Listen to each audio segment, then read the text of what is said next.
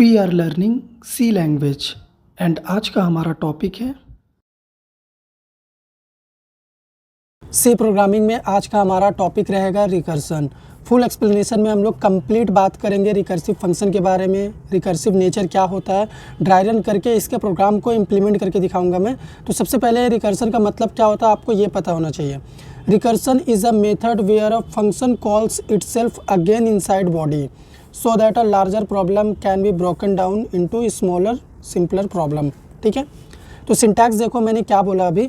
ये एक फंक्शन है हमारे पास, ठीक है, जिसमें पैरामीटर में वैल्यू रहेगी हमारे पास और फंक्शन की बॉडी ये रही और इस फंक्शन के अंदर हमारे पास कंडीशन है इफ एल्स का। तो एक बेस कंडीशन होगा जिसके अकॉर्डिंग ये कोड चलेगा। अगर ये फॉल्स हो जाता है तो एल्स में आएंगे हम लोग। तो देखो यहाँ पे हम लोग सेम फंक्शन फिर से कॉल कर दे रहे हैं। जो फंक्शन यहाँ पे लिखा हुआ था उसी फंक्शन को उसी फंक्शन की बॉडी के अंदर हमने दोबारा कॉल कर दिया और यहाँ पे जो पैरामीटर की वैल्यू रहेगी वो इस वाले वैल्यू के अकॉर्डिंग एक कम रहेगा। ठीक है, तो यही सेम डेफिनेशन में मैंने बोला था। रिकर्सन एक मेथड होता है जिसमें फंक्शन खुद को ही कॉल करता है।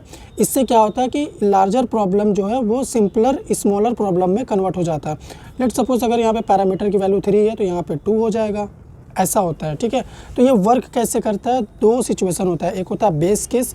बेस केस क्या होता है, this is the condition that prevent recursion otherwise it will infinite loop. देखो रिकर्सन क्या होता है ना कि अगर उसको रोकेंगे नहीं तो वो इनफाइनाइट टाइम तक फंक्शन ही कॉल करते रह जाएगा खुद को। तो बेस कंडीशन क्या करता है, उसको रोकने का काम करता है कि रुक जाओ, तुम्हारा काम हो चुका है, अब यहाँ से आगे मत एग्जीक्यूट करना। ओके, और रिकर्सिव स्टेप क्या होता है, the function calls itself with a small input. Function जितने बार खुद को कॉल करता जाएगा उसका जो इनपुट वैल्यू है वो घटता जाएगा, वो होता है रिकर्सिव स्टेप। और जैसे जैसे वैल्यू घटते घटते कंडीशन को फॉल्स करेगा, बेस कंडीशन बोल देगा अब रुक जाओ तुम। ओके, तो चलो हम लोग क्या करते हैं, एक सिंपल सा एग्जांपल डिस्कस करते हैं जिसको ड्राई रन करते हैं, उसके बाद उसको हम लोग सिस्टम में इम्प्लीमेंट करेंगे। ऑलराइट, तो यहाँ पे ड्राई रन पार्ट में हमारे पास जो प्रॉब्लम रहेगा, sum of first n natural number का प्रोग्राम हम लोग बनाने वाले हैं, उसको हम लोग ड्राई रन करके समझेंगे रिकर्सन मेथड के थ्रू। ठीक है, तो यहाँ पे हमारे पास इनपुट में वैल्यू है 3, तो फर्स्ट 3 नेचुरल नंबर का जो सम होता है वो होता है 6। मतलब इस प्रोग्राम का आउटपुट आना चाहिए 6, ये आप याद रखना। ओके, तो सबसे पहले मेन फंक्शन है, यहाँ से प्रोग्राम का एग्जीक्यूशन स्टार्ट होगा। तो मेन फंक्शन में ही हमने सम फंक्शन को कॉल कर दिया और वैल्यू पास कर दिया यहाँ पे 3, एक्चुअल पैरामीटर में 3 पास कर दिया मैंने। तो ये फंक्शन का डेफिनेशन हमने यहाँ पे लिखा हुआ है। ओके, तो ये वैल्यू आ जाएगा, एक्चुअल पैरामीटर का वैल्यू फॉर्मल पैरामीटर में आएगा। ए में यहाँ पे क्या हो जाएगा, ए का वैल्यू यहाँ पे 3 है। ओके, अब यहाँ पे कंडीशन है हमारे पास, कंडीशन है ए ग्रेटर 0। तो क्या यहाँ पे 3 ग्रेटर 0 है, कंडीशन ट्रू है। जब कंडीशन ट्रू है तो हमने क्या किया हुआ है, इफ़ के अंदर ही फंक्शन को अगेन कॉल कर दिया है। तो यहाँ पे लिखा हुआ ए प्लस सम, तो ए का वैल्यू है 3 प्लस सम, तो यहाँ पे सम हो जाएगा हमारा 2। ए माइनस 1 यानी ए का वैल्यू तो 3 था, तो यहाँ पे माइनस कर दिया 2 हो गया। जैसे ही सम 2 हुआ यहाँ पे फंक्शन अगेन अपने आप कॉल हो जाएगा। तो सम 2 यहाँ से क्या होगा, ये खुद को फिर से कॉल कर लिया और इसका डेफिनेशन हमने यहाँ पे लिखा हुआ है। ओके, तो इस पॉइंट पे ए का वैल्यू है 2। ओके, अब यहाँ पे कंडीशन देखो, कंडीशन है 2 ग्रेटर 0, कंडीशन ट्रू है।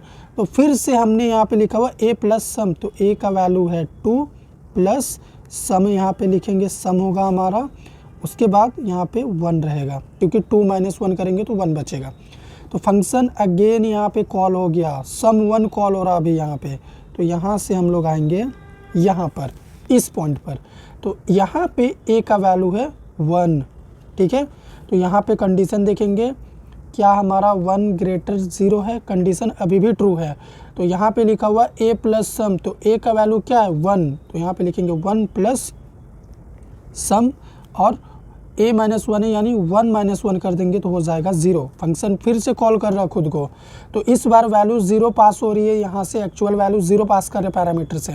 तो ये जो फंक्शन खुद को कॉल कर रहा है अभी, इसका डेफिनेशन मैंने लिखा हुआ है यहाँ पर। तो इस पॉइंट पे ए का वैल्यू हम 0 लेके आए हैं। ठीक है, तो अभी कंडीशन देखेंगे, क्या यहाँ पे हमारा कंडीशन ट्रू है, कंडीशन हो गई फॉल्स। जैसे ही कंडीशन फॉल्स हो गया, बेस कंडीशन फॉल्स हो गया, अब हम लोग एल्स में आएंगे। यहाँ पे हमारा क्या रहेगा, रिटर्न 0 का कोड लिखा हुआ है। तो यहाँ से हम लोग वैल्यू रिटर्न कर रहे हैं 0। ओके, तो ये 0 इंट वैल्यू रिटर्न करे, इसलिए यहाँ पे इंट लिखा हुआ। तो ये अपने कॉलिंग के पास रिटर्न करेगा वैल्यू। तो इस फंक्शन को कॉल हमने कहाँ से किया था, इसको देखो कॉल हमने यहाँ से किया था। तो यहाँ पे सम 0 के पास क्या आया है 0, तो यहाँ पे हम लोग लिखेंगे 1 + 0। ठीक है, अब ये 1 + 0 हो गया 1, तो ये फंक्शन वैल्यू रिटर्न करेगा। तो इस फंक्शन को हमने कहाँ से कॉल किया हुआ है, इस फंक्शन को हमने ऊपर से कॉल किया हुआ, लेकिन फंक्शन का नेचर होता है कि वो लीफो ऑपरेशन परफॉर्म करता है। स्टैक में इसकी मेमोरी बनती है लास्ट इन फर्स्ट आउट। तो सबसे लास्ट में ये फंक्शन हमने कॉल किया था जिसने वैल्यू रिटर्न की, क्या की, 0 रिटर्न की। तो जैसे इसने वैल्यू यहाँ पे रिटर्न 0 कर दिया, ये डिस्ट्रॉय हो जाएगा मेमोरी से। ठीक है, फिर यहाँ पे हमने आया, यहाँ पे अभी हमारे पास 1 + 0 बचा, क्योंकि सम 0 का वैल्यू यहाँ से हमने 0 ले लिया। तो अभी क्या हो गया, ये यहाँ से ये वाला फंक्शन जो है 1 रिटर्न करेगा, यहाँ से 1। तो ये रिटर्न करेगा अपने कॉलिंग के पास, इसको हम लोग कॉल किए थे देखो यहाँ से। तो ये यहाँ पे वैल्यू रखेगा 1, लेकिन अभी ये भी हो जाएगा डिस्ट्रॉय। ठीक है, उसके बाद अब हम लोग यहाँ पे आते हैं, यहाँ पे 2 + 1 सम 1, नीचे से हमने 1 रिसीव किया। ठीक है, तो ये हो गया, अगर इसको ऐड करते हैं तो यहाँ पे हो गया 3। तो अब यहाँ से 3 रिटर्न होगा, इंटीजर वैल्यू 3 रिटर्न होगी। तो ये वाला जो फंक्शन है ना, ये 3 रिटर्न कर रहा। तो इसको हमने कॉल कहाँ से किया था, इसको हमने कॉल किया था, ध्यान से देखो, यहाँ से। ठीक है, तो यहाँ पे पहले लिखा हुआ था 3, सम 2 का वैल्यू क्या आया, यहाँ से सम 2 जो है, ये जो सम 2 फंक्शन है, ये 3 रिटर्न कर रहा है यहाँ से। तो यहाँ पे 3 + 3 कितने हो गए 6। तो यहाँ से 6 रिटर्न हो रहा है। ये वाला सम फंक्शन क्या रिटर्न कर रहा है, 6 रिटर्न कर रहा। तो ये तो अभी डिस्ट्रॉय हो जाएगा क्योंकि इसने वैल्यू रिटर्न कर दी है।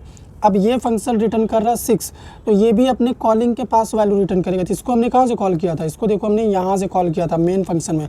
तो ये फंक्शन रिटर्न कर रहा है यहाँ से 6। देखो स्टार्टिंग में बोला था ना 6 आउटपुट आना चाहिए, 6 आउटपुट आ चुका है।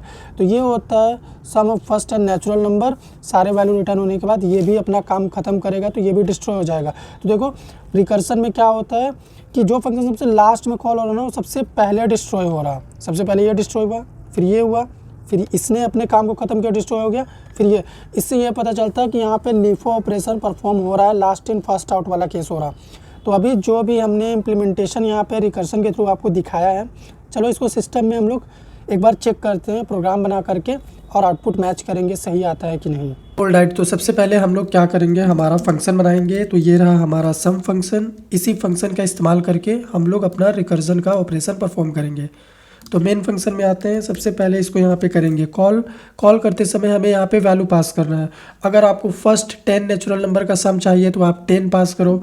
अगर आपको फर्स्ट 3 नेचुरल नंबर का सम चाहिए तो आप 3 पास करो। ठीक है, आपके ऊपर है। तो यहाँ पे जो भी नंबर हम लोग पास कर रहे हैं फंक्शन के कॉलिंग के टाइम पर, उस नंबर को रिसीव करना होगा। तो यहाँ पे क्या करते हैं, हम लोग इसको रिसीव करते हैं और इसके अंदर आते हैं। हमारी जो भी कंडीशन थी, सेम कंडीशन का लॉजिक यहाँ पे हम लिखेंगे। तो हमारे पास इफ एल्स रहेगा। ओके, तो इफ़ में आते हैं और यहाँ पे कंडीशन देते हैं कि अगर यूज़र का प्रोवाइडेड नंबर, यानी यहाँ से जो पास कर रहा है वो ग्रेटर देन 0 है, तभी उसका सम कैलकुलेट करना। ठीक है, तो रिटर्न में क्या करेंगे, वो सम रिटर्न कर देंगे।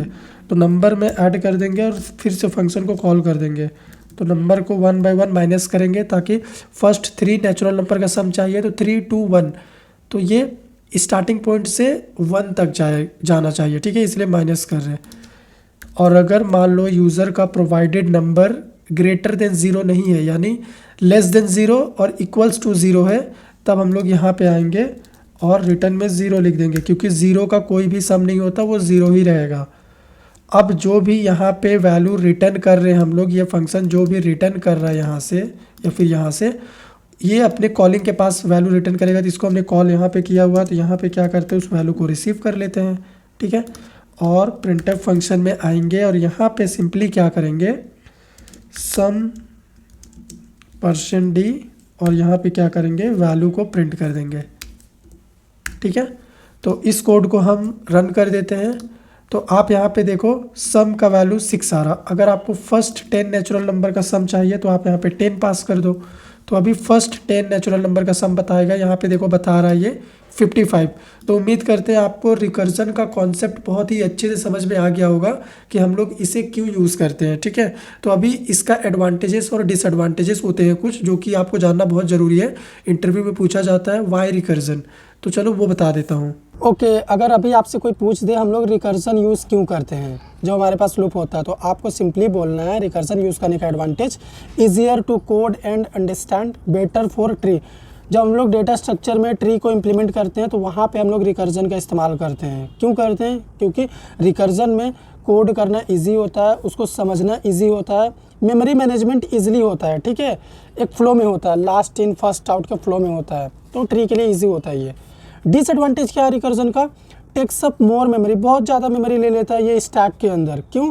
क्योंकि एक ही फंक्शन बार बार कॉल होता है। जैसे यहाँ पे अगर मैं आपको बताऊँ, ठीक है, ये क्या है, ये हमारा स्टैक मेमोरी।